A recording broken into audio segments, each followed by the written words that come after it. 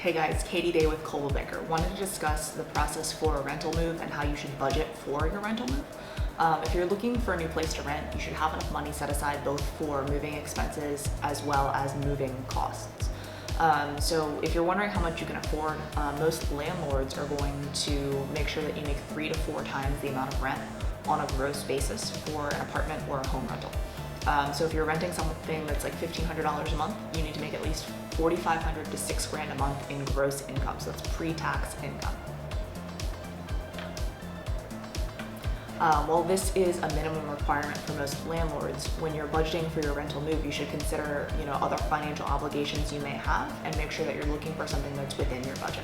What can you expect to pay at move-in? So this is going to vary between different landlords, management companies, owners, things like that, but you'll generally have an application fee. This will normally be anywhere between $30 to $70 depending on the company or person that you're renting from.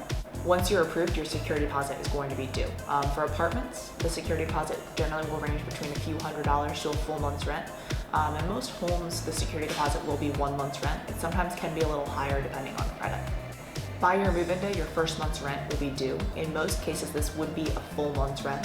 Some apartment communities and landlords will prorate your rent, so if you were moving in on the 15th, you'd just be paying for half month's rent. But in a lot of cases for a single family home rental, you'd be paying 1 full month's rent at move-in. If you have a dog or a cat, you should be prepared to pay some sort of pet fee.